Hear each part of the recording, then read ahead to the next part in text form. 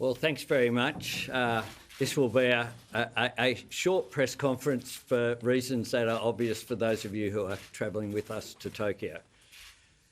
I am incredibly honoured and humbled to have been sworn in as Australia's 31st Prime Minister.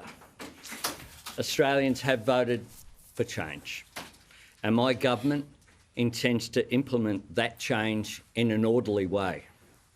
This morning, we had sworn in the interim ministry that you see before you here in order to enable myself and Senator Wong to visit Tokyo for the Quad Leaders meeting. In Tokyo, we'll also have important bilateral meetings with President Biden, Prime Minister Kishida and Prime Minister Modi. I received a phone call last night and had a very fruitful and positive conversation renewing my acquaintance with President Biden. The relationship with the United States is our most important, along with our relationships in the region and our multilateral commitments as well.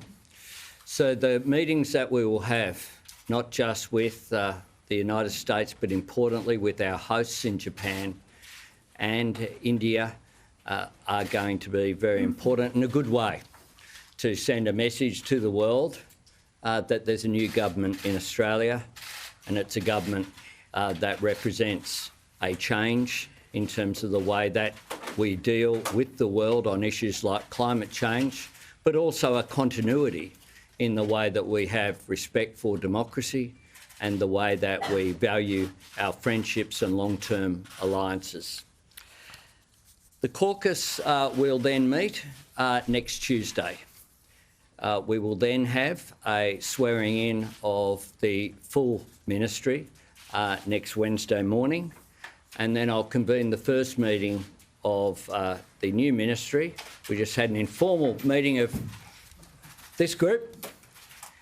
We will have a meeting of the ministry next Wednesday, along with meetings of the appropriate cabinet committees, including the NSC and the ERC. Those arrangements, I met with the Department of Prime Minister and Cabinet yesterday, and I thank them for their professionalism.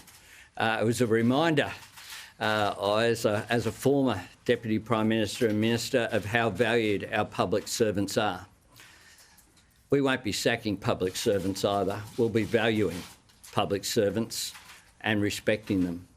And the fact that we're able to have discussions and put measures in place to allow whatever the outcome of the result on Saturday for those arrangements to be put in place says a lot about how professional our public service are. We should not take it for granted.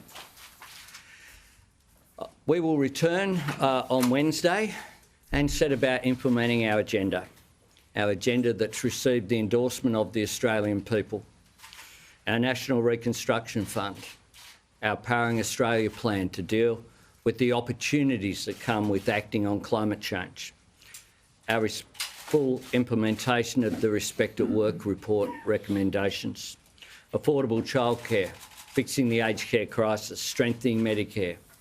I said on Saturday that the how was just as important as the what, and indeed it is. I want to bring people together, and I want to change the way that politics is conducted in this country. We will establish a National Anti-Corruption Commission. I've asked for that work to begin already. I'll bring together an employment summit, and I thank those people in the business community and in the trade union movement for the discussions that we've had already about the way that that can be progressed. And we will, of course, be advancing the need to have constitutional recognition of First Nations people, including a voice to Parliament that is enshrined in that Constitution. I look forward to leading a government that makes Australians proud, a government that doesn't seek to divide, that doesn't seek to have wedges, but seeks to bring people together for our common interest and our common purpose, I think that's one of the messages that came through on Saturday. People do have conflict fatigue. They want to work with people, and I'll work with people, whether it's across benches or the opposition, to try to, wherever possible, get agreement. It's the way that I ran the Labor Party from the day that I became Labor leader, not opposition leader. And I do believe that we can do politics better, and I hope to do so.